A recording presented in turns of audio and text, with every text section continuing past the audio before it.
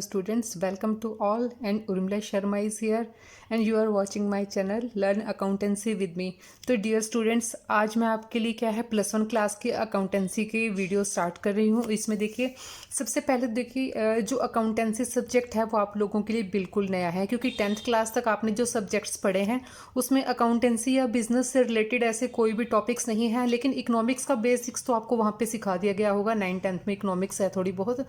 तो सबसे पहले देखिए जो आपका सब्जेक्ट है अकाउंटेंसी, ये आपका प्रैक्टिकल सब्जेक्ट है और इसका मीनिंग देखिए क्या है। अकाउंटेंसी सब जो वर्ड है एक्चुअली इसका मीनिंग क्या है। अकाउंटेंसी का मतलब होता है सेट ऑफ रूल्स। जब आप अकाउंटिंग करते हो, फाइनेंशियल ट्रांजैक्शंस को रिकॉर्ड करते हो, देखिए अकाउंटेंसी जो सब्जेक्ट है वो टोटली पैसों से रिलेटेड है, ठीक है। उनकी आपको कैसे उनकी ट्रीटमेंट करनी है, कैसे उनको रिकॉर्ड करना है, कैसे ट्रांजैक्शंस की आपको आइडेंटिफिकेशन करनी है, उन सब को लेकर देखिए कोई भी जो साइंस होती है वो रूल्स और रेगुलेशन पे बेस्ड होती है। उसके लिए क्या है, रूल्स होते हैं, एक सेट ऑफ रूल होता है किसी भी काम को करने का। तो अकाउंटेंसी वर्ड जो है उसका मीनिंग ही यही है कि आपको जो अकाउंट्स मेंटेन करने हैं वो अकाउंट्स आपको किन रूल्स रेगुलेशंस और कॉन्सेप्ट्स के अंडर मेंटेन करने हैं, वो सब कुछ हम पढ़ेंगे हम अकाउंटेंसी में। तो अकाउंटेंसी वर्ड का क्या मीनिंग है, set of rules and regulations which are applicable when you are preparing accounts of your business unit, ठीक है। तो ये तो था हमारे बुक के बारे में, बुक की इंट्रोडक्शन। तो इसका फर्स्ट चैप्टर देखिए। फर्स्ट चैप्टर इसमें क्या है, स्टार्टिंग के कुछ चैप्टर जो हैं वो आपके थ्योरी का पार्ट है, और जब तक आपको थ्योरी किसी भी टॉपिक की क्लियर नहीं होगी तो जब हम प्रैक्टिकल सम करेंगे तो उनको हम क्लियर नहीं कर पाएंगे। तो सबसे फर्स्ट इसमें टॉपिक है हमारा meaning and objectives of accounting, ठीक है। यहाँ पे वर्ड आ गया है हमारा अकाउंटिंग। अकाउंटिंग मीन्स ट्रांजैक्शंस को रिकॉर्ड करना या अकाउंट्स को मेंटेन करना। तो इनका मीनिंग क्या है और इनके ऑब्जेक्टिव क्या है, हम इस चैप्टर में हम सब कुछ पढ़ेंगे इसके बारे में। तो सबसे पहले तो देखिए इसमें हमें पढ़ना क्या है। सबसे पहले तो अकाउंटिंग वर्ड इसमें आ जाता है, अकाउंटिंग का मीनिंग क्या है, ठीक है। तो सबसे पहले अकाउंटिंग का मीनिंग हम देखते हैं। अकाउंटिंग का मीनिंग क्या है, अकाउंटिंग क्या है, एक तरह से एक सिस्टम है इंफॉर्मेशंस को रिकॉर्ड करने की, ठीक है। अकाउंटिंग क्या है, इंफॉर्मेशंस को रिकॉर्ड करने का एक सिस्टम है, और इस सिस्टम में क्या है, एक प्रोसेस होती है जिसके थ्रू हम क्या करते हैं, ट्रांजैक्शंस को रिकॉर्ड करते हैं। अब रिकॉर्ड करने के लिए उस प्रोसेस को हम कैसे फॉलो करेंगे, सबसे पहले करना है हमें आइडेंटिफाई, ठीक है। आइडेंटिफाई करना है। आइडेंटिफाई करने से यहाँ पे क्या मतलब है, ट्रांजैक्शंस को हमने पहचानना है। आइडेंटिफाई करना मतलब होता है किसी चीज़ की पहचान करना।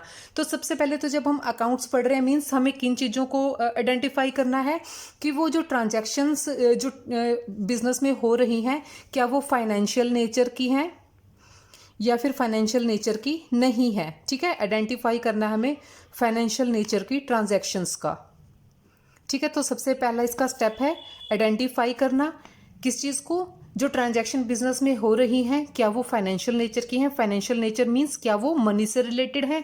सेकेंडली उनको मेजर करना। मेजर करना मींस ये तो हमने पता लगा लिया कि वो फाइनेंशियल नेचर की हैं, लेकिन उसमें कितना पैसा इन्वॉल्व है उसकी मेजरमेंट करना, ठीक है। और थर्ड इसमें स्टेप आ जाता है कम्युनिकेटिंग करना। कम्युनिकेट करना मीन्स जब हमने उन ट्रांजैक्शंस को मेज़र कर लिया है कि मान लो हमने 1 लाख रुपीज़ से बिजनेस स्टार्ट किया, उसमें हमने 75,000 की हमने असेट्स परचेज कर ली, 25,000 का हमने कहीं और 25,000 को हमने कैश में रखा बिजनेस में लेन देन करने के लिए, ठीक है।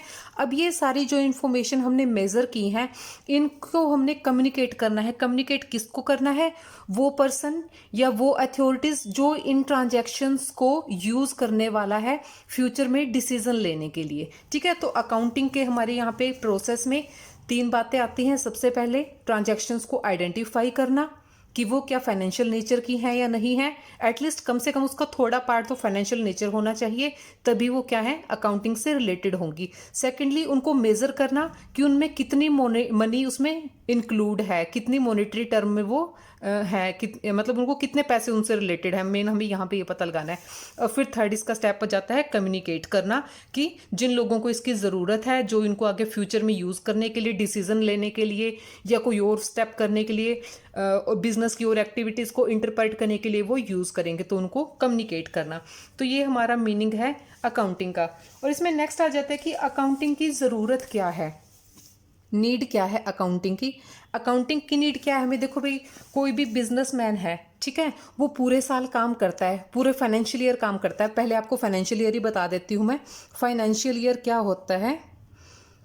फाइनेंशियल ईयर होता है एक साल का टाइम पीरियड, जिसमें क्या है, जिसकी एंड डेट को बिजनेसमैन चाहता है। देखो, बिजनेस तो वैसे हमेशा के लिए चलता रहेगा। हम ऐसा सोच के तो बिजनेस स्टार्ट नहीं करते कि हमने इसको 15 दिन करना है, 20 दिन करना है, 1 साल या 2 साल करना है। हम लाइफ टाइम के लिए उसको सोच के चलते हैं, चाहे बीच में उसको रोक भी दें, खत्म भी कर दें, लेकिन जब स्टार्ट करते हैं तब यही मानकर चलते हैं कि बिजनेस जो है हमारा लंबे टाइम तक हम उसको चलाएंगे। लेकिन पूरी जिंदगी तो हम उसका वेट नहीं कर सकते ना, कि हमें जो पूरे प्रॉफिट या लॉस होने वाले हैं, कि जब बिजनेस बंद करेंगे तभी हम उसको मेजर करेंगे। तो इसमें क्या होता है, एक फाइनेंशियल ईयर फिक्स कर लेते हैं कि हाँ, इस डेट से इस डेट तक की आइटम्स को हम रिकॉर्ड करेंगे, ट्रांजैक्शंस को रिकॉर्ड करेंगे, और एक डेट को हम अपने प्रॉफिट या लॉस का पता लगाएंगे। उन सभी ट्रांजैक्शंस का हम रिजल्ट पता लगाएंगे कि उनसे हमें प्रॉफिट हुआ है या लॉस हुआ है। तो मोस्टली जो फाइनेंशियल ईयर होता है वो होता है 1 अप्रैल से 31 मार्च तक का, ठीक है। 1 अप्रैल टू 31 मार्च तक का फाइनेंशियल ईयर होता है। अब मैं आपको बताती हूँ, इसमें हमने शुरू किया था कि अकाउंटिंग की ज़रूरत क्या है हमें। तो सबसे पहले तो क्या है, बिजनेस ट्रांजैक्शन से जो हमें प्रॉफिट या लॉस हुआ है उसके बारे में पता लगाने के लिए हम क्या करते हैं, बिजनेस ट्रांजैक्शन को रिकॉर्ड करते हैं और अकाउंटिंग का काम करते हैं। अकाउंटिंग का क्या मीनिंग है? बिजनेस ट्रांजैक्शंस को एक सिस्टमैटिक तरीके से रिकॉर्ड करना, उनको आइडेंटिफाई करना, उनकी समरी बनाना, उनको मेजर करना, ठीक है। तो यहाँ पे क्या है, इसकी ज़रूरत क्या है हमें? अपनी जो with in 1 year, with in 1 financial year जो भी ट्रांजैक्शंस हुई हैं, उनका जो नेट इफेक्ट लास्ट डेट को है, नेट इफेक्ट, ठीक है। नेट इफेक्ट वो क्या हो सकता है? प्रॉफिट भी हो सकता है और लॉस भी हो सकता है। बिजनेस में हम दोनों चीज़ें लेके चलते हैं, ठीक है। तो सबसे ज़्यादा मेन पॉइंट क्या है कि अकाउंटिंग की क्यों ज़रूरत है? क्योंकि बिजनेस के प्रॉफिट या लॉस का पता लगाने के लिए। सेकेंडली, मीनिंग मैंने आपको अकाउंटिंग का समझा दिया है कि अकाउंटिंग का क्या मीनिंग है। अकाउंटिंग एक प्रोसेस है, किस चीज़ की? फाइनेंशियल ट्रांजैक्शंस को रिकॉर्ड करने की, जो किसी बिजनेस से रिलेटेड हो, और एक टाइम पीरियड के अंदर वो उन ट्रांजैक्शंस के रिजल्ट को शो करें। नेक्स्ट इसमें देखिए, इसकी करेक्टरिस्टिक्स क्या है, क्या क्या खास बातें हैं अकाउंटिंग की। एक तो सबसे पहले जो अकाउंटिंग है वो एक आर्ट भी है और एक साइंस भी है। इसकी जो फीचर्स हैं, या फिर इसको आप करेक्टरिस्टिक्स भी बोल सकते हो, फीचर्स ऑफ अकाउंटिंग। अकाउंटिंग के फीचर क्या है? एक तो ये क्या है, art as well as science. ये साइंस और आर्ट दोनों ही है। अब देखो दोनों चीज़ें कैसे हैं। अब आर्ट क्या होता है? आर्ट होता है किसी भी काम को करने की एक जो कला होती है, एक टेक्निक होती है। जैसे हमने क्या है, पहले ही हमने डिसाइड किया है कि हाँ, हमें बिजनेस में प्रॉफिट कमाना है, तो प्रॉफिट कमाने के लिए हमें एक अच्छे तरीके से काम करना होगा, ठीक है। एक स्टेप वाइज क्या है, हम उस काम को, अपने ऑब्जेक्टिव को पूरा करने के लिए हम उसमें क्या है, स्टेप बाय स्टेप काम करते रहेंगे। जैसे क्या है, सबसे पहले ट्रांजेक्शन टेक प्लेस होंगी, ट्रांजेक्शन घटेंगी बिजनेस में, फिर उनको हम रिकॉर्ड करेंगे। जो फाइनेंशियल नेचर की होंगी उनको अलग रखेंगे, और जो नॉन फाइनेंशियल होंगी उनको अलग रखेंगे, उनकी समरी बनाएंगे। उस समरी से हम ये देखेंगे कि कौन सी ट्रांजैक्शन जो है हमें वो प्रॉफिट की तरफ लेके जा रही है, और कौन सी ट्रांजैक्शन जो है हमें वो लॉस की तरफ लेके जा रही है। तो ये क्या है, साइंस एक आर्ट है, सॉरी नॉट साइंस, जो अकाउंटिंग है एक आर्ट है। और आर्ट होने के साथ साथ वो साइंस कैसे है? अब साइंस क्या होता है, साइंस के रूल्स जो होते हैं बिल्कुल स्पेसिफिक होते हैं कि इन्हीं रूल्स के अंडर वो चलेंगे। तो अकाउंटिंग क्या है हमारा, इसको भी हम क्या है, एक साइंस की तरह लेके चलते हैं, क्योंकि अकाउंटिंग के भी एक सेट ऑफ नॉलेज होता है, एक स्पेसिफिक प्रिंसिपल्स होते हैं, इनके अकाउंटिंग स्टैंडर्ड्स होते हैं। उन्हीं को ध्यान में रखते हुए हम सारी अकाउंटिंग की प्रोसेस करते हैं। ये नहीं है कि अपनी मर्जी से प्रॉफिट को कहीं पे भी रिकॉर्ड कर दिया, एक्सपेंसेस को कहीं पे भी रिकॉर्ड कर दिया, लॉसेस को कहीं पे भी रिकॉर्ड कर दिया, ऐसा नहीं कर सकते ना। हमारा क्या है, एक सेट ऑफ रूल्स है, सेट ऑफ स्टैंडर्ड्स है, प्रिंसिपल्स हैं, एक ऑर्गेनाइज्ड बॉडी है नॉलेज की। जो अकाउंटेंसी है हमारी, एक ऑर्गेनाइज्ड बॉडी है नॉलेज की, उसके अकॉर्डिंग ही हम क्या है, सभी ट्रांजैक्शंस को वहाँ पे रिकॉर्ड करते हैं और सभी चीज़ों को हम वहाँ पे नोट डाउन करते हैं। तो अकाउंटिंग क्या है, आर्ट के साथ साथ क्या है, वो साइंस भी है। सेकेंडली इसकी फीचर क्या है, इसमें हम सिर्फ फाइनेंशियल ट्रांजैक्शंस को ही रिकॉर्ड करेंगे, recording of financial transaction only, financial transactions. अब मैंने पहले बताया कि जो अकाउंटिंग है वो पैसों से रिलेटेड है, तो यहाँ पे हम किन ट्रांजैक्शंस को रिकॉर्ड करेंगे, जिनका एटलीस्ट एक पार्ट तो फाइनेंशियल नेचर का हो, मींस पैसों से रिलेटेड हो, तो उन्हीं चीज़ों को हम यहाँ पे रिकॉर्ड करेंगे, उन्हीं ट्रांजैक्शंस को रिकॉर्ड करेंगे जो पैसों से रिलेटेड है। अब देखिए बहुत सारी ऐसी चीज़ें होती हैं जो बिजनेस के प्रॉफिट को अफेक्ट करती हैं, लेकिन उनको हम पैसों में मेज़र नहीं कर सकते, तो उन चीज़ों को हम अकाउंटिंग में रिकॉर्ड नहीं करेंगे। इसका मैं आपको बेस्ट एग्जांपल एक समझाती हूँ। देखिए दो मैनेजर हैं, एक बिजनेस यूनिट में दो मैनेजर काम कर रहे हैं, ठीक है। दोनों के बीच में आपस में क्या होता है, झगड़ा हो जाता है, लड़ाई हो जाती है। उसकी वजह से क्या होगा, वो एक दूसरे की बात नहीं मानेंगे, एक दूसरे के ऑपोजिट चलेंगे। अब देखो लड़ाई झगड़े को तो हम रुपीस में मेजर नहीं कर सकते, क्योंकि लड़ाई झगड़ा तो ऐसी चीज़ है उसको पैसों में हम कैसे रिकॉर्ड कर सकते हैं, लेकिन उससे जो लॉस होने वाला है उसको तो हम मनी में मेजर कर सकते हैं, ठीक है। तो लेकिन इनडायरेक्टली वो क्या है, उनकी लड़ाई हमारे प्रॉफिट्स को कम कर रहा है, नीचे आ रहे हैं हमारे प्रॉफिट्स। तो इसके ये क्या है, स्पेशल फीचर है कि इसमें हम सिर्फ फाइनेंशियल नेचर की जो ट्रांजैक्शंस हैं सिर्फ उनको ही रिकॉर्ड कर सकते हैं। सेकेंडली जो टर्म्स हम रिकॉर्ड करेंगे वो चीज़ें हम सिर्फ मनी में ही रिकॉर्ड करेंगे, ठीक है। जो मनी में टर्म्स होंगी वो हम सिर्फ मनी में ही रिकॉर्ड कर सकते हैं। जैसे मान लो हमने असेट्स खरीदी हैं, ठीक है, हम ये तो नहीं लिख सकते कि हमने 1 एकड़ खरीदा है, ऐसा तो नहीं लिख सकते ना। हम क्या लिखेंगे, मान लो 1 एकड़ की कॉस्ट है वो 20 लाख है, ठीक है, 20 लाख है, तो उसको हम क्या लिखेंगे, land is equal to 20 lakh, ठीक है। ऐसे हम उसको रिकॉर्ड कर सकते हैं 20 लाख को। तो क्या है, कोई भी चीज़ है, कोई भी टर्म है, उनको सिर्फ हम मनी में ही रिकॉर्ड करेंगे, आइटम्स में रिकॉर्ड नहीं करेंगे। मान लो हमने 12 चेयर खरीदी हैं, तो अकाउंट्स में हम क्या करेंगे, 12 चेयर तो नहीं लिखेंगे ना, उनकी कॉस्ट लिखेंगे। मान लो 1 चेयर 1000 की है, तो 12 चेयर क्या होगी, तो उसको हम कैसे रिकॉर्ड करेंगे, चेयर इज इक्वल टू 12,000, ठीक है। तो मॉनेटरी टर्म में ही उसको हम रिकॉर्ड करेंगे, आइटम्स में कितनी आइटम है, क्या आइटम है, वैसे हम उसको रिकॉर्ड नहीं कर सकते। इसकी फोर्थ जो फीचर है वो क्या है कि इसको इनका जो ट्रांजैक्शन हमने रिकॉर्ड की है मनी में, उनको हमें क्लासीफाई करना होता है, ठीक है। क्लासीफाई कैसे, मान लो हमने ये सारी चीज़ें हैं यहाँ पे, उनको क्लासीफाई हम कैसे करेंगे, जो एक नेचर की होंगी, एक सिमिलर आइटम्स होंगी, ठीक है ना, सिमिलर आइटम्स होंगी, उनको हम एक सिंगल प्लेस पे रिकॉर्ड करेंगे। जैसे मान लो हम कोई पर्सन है वो हमसे सामान खरीदता है, ठीक है, शाम है, वो हमसे सामान खरीदता है, उसने 1 तारीख को भी खरीदा, फिर उसने 10 तारीख को खरीदा, फिर उसने 20 तारीख को खरीदा। पर ये तो नहीं है कि उसको हम क्या है बस एक बार लिख दिया 1 तारीख को जब उसने खरीदी थी, फिर और बहुत सारे काम कर लिए, फिर 10 तारीख को इसको कर लिया और 20 तारीख को, वो सारी क्या है, अगर अलग अलग जगह पे रहेंगी तो उनको हम क्या है, जब हमें ज़रूरत पड़ेगी हमें उन्हें बार बार ढूंढना पड़ेगा। तो ऐसे के लिए हम क्या करेंगे, जिन जिन के साथ हम काम करते हैं उनको हम अलग अलग क्लासीफाई कर लेते हैं। अलग अलग क्लासीफाई करने का क्या मतलब है, जो एक पर्सन से रिलेटेड या एक पर्टिकुलर अकाउंट से रिलेटेड जो भी आइटम्स होंगी, जो ट्रांजैक्शंस होंगी, उनको हम अलग अलग जगह पर क्लासीफाई कर लेंगे, उनको अलग अलग जगह पे रिकॉर्ड कर लेंगे। जैसे शाम से रिलेटेड जितनी भी आइटम्स होंगी, शाम का अकाउंट बना लेंगे हम और वहीं पे उसकी सारी आइटम्स को हम रिकॉर्ड करते जाएंगे इस तरीके से।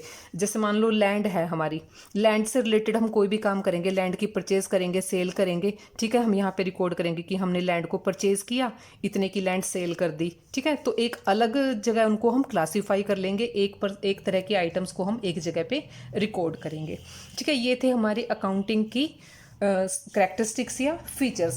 अब नेक्स्ट आ जाता है कि अकाउंटिंग होता कैसे, अकाउंटिंग का सर्कल कैसे चलता है, अकाउंटिंग स्टेप बाय स्टेप हम कैसे करते हैं। तो सबसे पहले तो क्या होता है, ट्रांजैक्शन होती है, अकाउंटिंग साइकिल।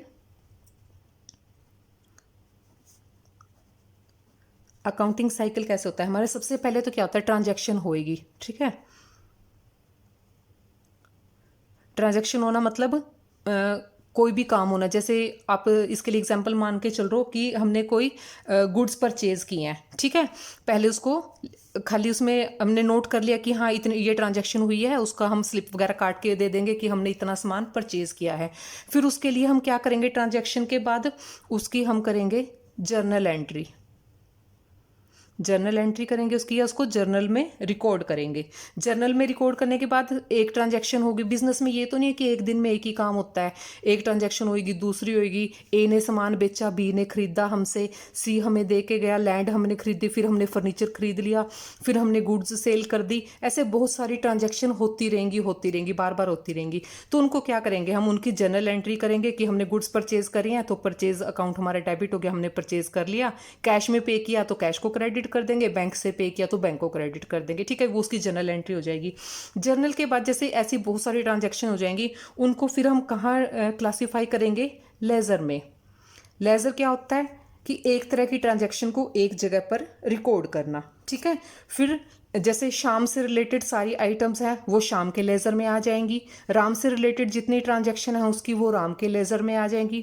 परचेजेस से रिलेटेड जितनी ट्रांजैक्शन है हमारी, जो जो बिजनेस में हमने परचेज किया है वो हम एक जगह पे रिकॉर्ड कर लेंगे। जितनी हमने सेल्स की हैं वो सेल्स के लेज़र में आ जाएगा। तो लेज़र एक क्या है, लेज़र एक क्लासिफाइड अकाउंट होता है। उसमें क्या होता है कि अलग अलग एक पर्सन से रिलेटेड या एक तरह की एक्टिविटी से रिलेटेड सभी ट्रांजैक्शंस को हम एक जगह पे रिकॉर्ड कर लेते हैं।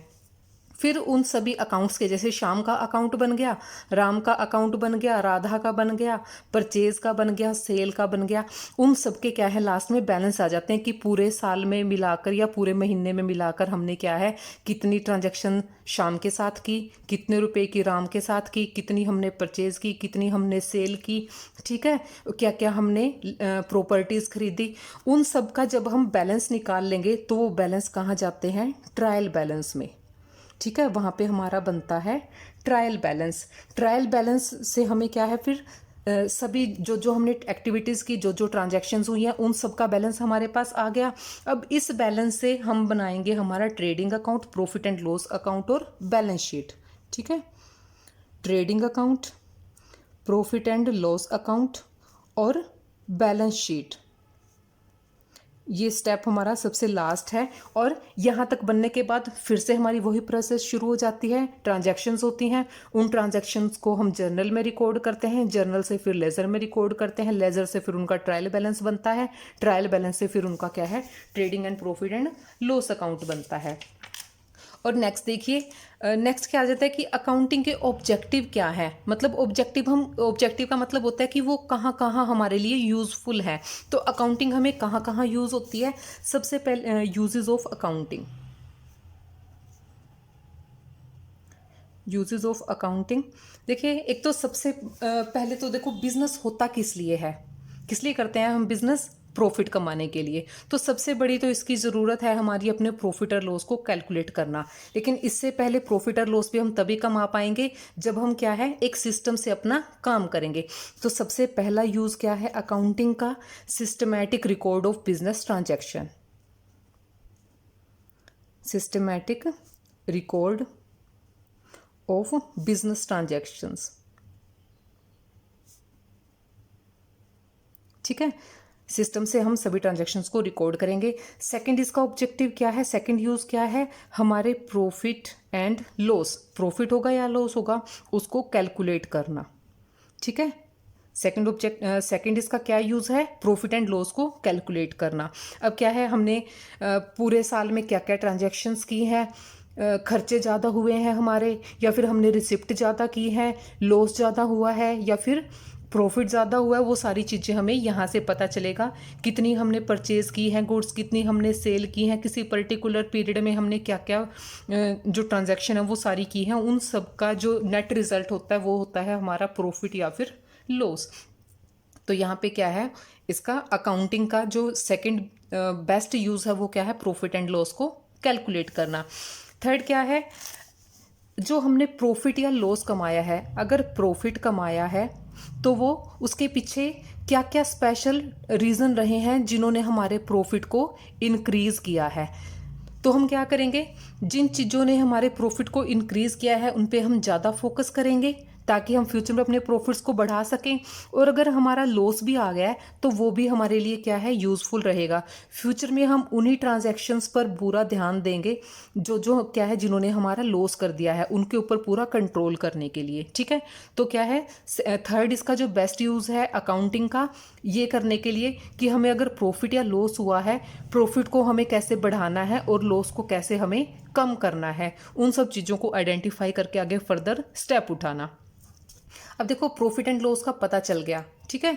अब है बिजनेस की फाइनेंशियल पोजीशन, ठीक है। बिजनेस की फाइनेंशियल पोजीशन का क्या मतलब है? फाइनेंशियल पोजीशन का क्या मतलब है कि बिजनेस के पास कितनी देखो हम खुद से अपना एग्जांपल लेकर चलते हैं। हमें अपनी फाइनेंशियल पोजीशन का कैसे पता चलता है? हम किसी बंदे को कैसे कहेंगे कि इसकी फाइनेंशियल पोजीशन जो है वो काफ़ी स्ट्रोंग है? उसकी पोजीशन का हमें कैसे पता चलेगा? उसके पास कितनी असेट्स हैं और उसको कितनी लाइबिलिटीज पे करनी है, ठीक है। अगर असेट्स ज़्यादा हैं और लाइबिलिटी कम पे करनी है, इट मीन्स उसकी जो फाइनेंशियल पोजीशन है, फाइनेंशियल पोजीशन जो है वो क्या है? गुड है, ठीक है। और अगर क्या है, लाइबिलिटीज उसको ज़्यादा पे करनी है और असेट्स उसके पास कम है, तो क्या हो जाएगी? उसकी फाइनेंशियल पोजीशन जो वो हो जाएगी, क्या होगी? बैड होगी। तो यहाँ से हमें क्या है, हमारी फाइनेंशियल पोजीशन का भी पता चलता है कि ड्यूरिंग द ईयर जो हमने एक्टिविटी की है उन्होंने हमारी असेट्स को बढ़ाया है या लाइबिलिटीज़ को बढ़ाया है।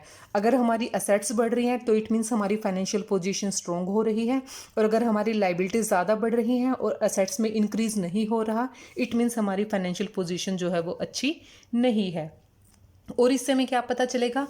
अब देखो मान लो एक बिजनेस ने अभी बिजनेस स्टार्ट हुआ है, मान लो पिछले 2 सालों से बिजनेस कर रहे हैं। जो फर्स्ट ईयर था, फर्स्ट ईयर में हमें लॉस रहा 10,000 का, ठीक है। सेकंड ईयर फिर आ गया, सेकंड ईयर में क्या हुआ? लॉस हुआ हमारा 2,000 का। फिर थर्ड ईयर आ गया, थर्ड ईयर में क्या है, हमने 1,000 का प्रॉफिट कमाया। फिर आ गया ईयर नंबर 4, इसमें हमने 10,000 का प्रॉफिट कमाया। यहाँ से हमें क्या पता चलता है कि स्टार्टिंग में लॉस 10,000 था, अब लॉस कितना, नेक्स्ट ईयर कितना हुआ? 2,000, यानी कि हमारा लॉस गिर गया। लॉस गिर गया क्या मतलब? 8,000 रुपीज़ हमने प्रॉफिट किया ना, वो 10,000 के लॉस को घटा के हमने 2,000 रख दिया, ठीक है। अब फिर 2,000 का भी लॉस खत्म हो गया, 1,000 रुपये का हमारा प्रॉफिट आ गया। 2,000 का तो लॉस हमने खत्म किया अपना और 1,000 रुपये फिर प्रॉफिट भी कमाया, तो 3,000 रुपये से फिर हमारी जो पोजीशन है वो सुधर गई है। फिर क्या है, 10,000 का प्रॉफिट हो गया, ठीक है। फिर क्या, 7,000 रुपये प्रॉफिट। ये क्या है? यहाँ पे हमें हमारे ट्रेंड का पता चल रहा है कि हमारा बिजनेस प्रॉफिट की तरफ जा रहा है या फिर लॉस की तरफ जा रहा है, ठीक है। तो इसका अदर ऑब्जेक्टिव क्या है, या इसका अदर जो यूज है, यूटिलिटी क्या है अकाउंटिंग की? बिजनेस के ट्रेंड का पता लगाना कि क्या हमारा बिजनेस प्रोग्रेस कर रहा है या फिर प्रोग्रेस नहीं कर रहा। अगर वो क्या है, लॉसेस को धीरे धीरे कम करता जा रहा है और प्रॉफिट को बढ़ाता जा रहा है, इट मीन्स क्या है, हमारा बिजनेस जो है वो ऊपर की तरफ जा रहा है, प्रोग्रेसिव हो रहा है। और अगर इसका उल्टा है तो इट मीन्स क्या है, बिजनेस प्रोग्रेस नहीं कर रहा है, वो लॉस की तरफ जा रहा है, ठीक है। और इसके बाद अगर हमारे लॉसेस हो रहे हैं तो हमें क्या है, अकाउंटिंग से हम ये पता लगाएंगे कि वो लॉसेस किस वजह से हुए हैं, उनको रोकने के लिए हम एफर्ट्स लगाएंगे, ठीक है। तो इसका नेक्स्ट यूज़ क्या होगा? इन फ्रॉड जो प्रॉफिट्स हैं उनको बढ़ाने के लिए हम क्या करेंगे? एरर्स को प्रिवेंट करेंगे, ठीक है ना। एरर्स को प्रिवेंट करना या फिर उनको रोकना। प्रिवेंट करना मीन्स बचाव करना या रोकना। तो एरर्स को रोकने के लिए भी हम यहाँ पे क्या है, जब हमें हमारे प्रॉफिट एंड लॉस अकाउंट से हमारी सिचुएशन का पता चलेगा, फाइनेंशियल पोजीशन का पता चलेगा, तो हम अपनी कमियां ढूंढेंगे, उन कमियों को ठीक करेंगे। तो ये भी क्या है, इसका यूज़ है अकाउंटिंग का, कि हम क्या है अपनी एरर्स को, और अगर कोई बीच में कोई मैनेजमेंट में फ्रॉड करने वाला पर्सन है उसको हम ढूंढ सकते हैं, किसकी हेल्प से? अकाउंटिंग की हेल्प से। और इसका नेक्स्ट क्या है? देखो अब हमने क्या है, फाइनेंशियल पोजीशन का भी पता लगा लिया, प्रॉफिट एंड लॉस का भी पता लगा लिया, हमने अपने बिजनेस की ट्रेंड का भी पता लगा लिया कि हमारा बिजनेस प्रोग्रेसिव है या नहीं है, और कौन उसमें फ्रॉड कर रहा है, कहाँ पे एरर हो रही है, उन सबको हम डिटेक्ट कर लिया। अब नेक्स्ट क्या करना है, ये सारी इंफॉर्मेशन हमें कहाँ देनी है? मैनेजमेंट को देनी है, ताकि क्या है वो क्या करते हैं, अपने आगे फर्दर स्टेप उठा सकें इन सब चीज़ों को रोकने के लिए, बिजनेस को और भी ज़्यादा प्रॉफिटेबल बनाने के लिए। और बिजनेस में इंटरेस्टेड पार्टी कौन कौन सी होती हैं जिनको इन सारी इन्फॉर्मेशन की जरूरत होती है? सबसे पहले तो होता है ओनर, क्योंकि भी देखो उसने बहुत सारी अपनी कैपिटल वहाँ पे लगा रखी है, उसने पैसा लगा रखा है बिजनेस में, और पैसा वो क्यों लगाता है? प्रॉफिट जनरेट करने के लिए लगाता है। तो सबसे पहला तो राइट किसका है ये सारी इन्फॉर्मेशन इकट्ठी करने का? ओनर का। उसके बाद क्या है, इन्वेस्टर जो अपना पैसा वहाँ पे उस तरह के बिजनेस में इन्वेस्ट करना चाहेंगे। मान लो अभी कुछ एक यूनिट है जो इस तरह का बिजनेस कर रही हैं, ठीक है। जो पोटेंशियल इन्वेस्टर होंगे जो फ्यूचर में वो ये चाहेंगे कि भाई हम भी इसी तरह का बिजनेस करें ताकि हम भी क्या है इनकी तरह प्रॉफिट कमा सकें। तो ये इन्फॉर्मेशन किसके पास जाएगी? सबसे पहले ओनर के पास, इन्वेस्टर के पास, और क्रेडिटर्स। क्रेडिटर्स कौन होते हैं? जिन्होंने बिजनेस से कुछ लेना होता है, बिजनेस को उन्होंने कुछ सर्विस दे रखी होंगी या कोई सामान दे रखा होगा, उसके बदले में वो क्या लेंगे? उससे पैसे वगैरह लेंगे, तो वो क्या है? क्रेडिटर्स हो गए। और बैंक वगैरह हो गए, बैंक क्या करते हैं? फर्म को लोन वगैरह देते हैं, बिजनेसेस को, और क्या है उनको बहुत सारी अदर जो फैसिलिटीज़ होती हैं वो भी प्रोवाइड करवाते हैं। एम्प्लॉयज़ हो गए, गवर्नमेंट अथॉरिटी होगी। गवर्नमेंट अथॉरिटी का क्या इंटरेस्ट होता है बिजनेस के साथ? गवर्नमेंट को क्या है? बिजनेसेस पे टैक्स लगाना होता है, जीएसटी लगानी होती है, इनकम टैक्स उनसे वसूल करना होता है। तो इन सब चीज़ों की ज़रूरतों को पूरा करने के लिए क्या है, गवर्नमेंट को भी इन सब में इंटरफेयर करना होता है, और वो भी इंटरेस्टेड होते हैं अकाउंटिंग रिकॉर्ड्स में और उनके यूजेस में। तो ये आज का टॉपिक यहाँ तक, इससे नेक्स्ट हम नेक्स्ट वीडियो में करेंगे। तो स्टूडेंट्स, अगर आपको मेरे वीडियोस हेल्पफुल लग रहे हैं तो please do not forget to subscribe and put your thumbs on the like button. Thank you.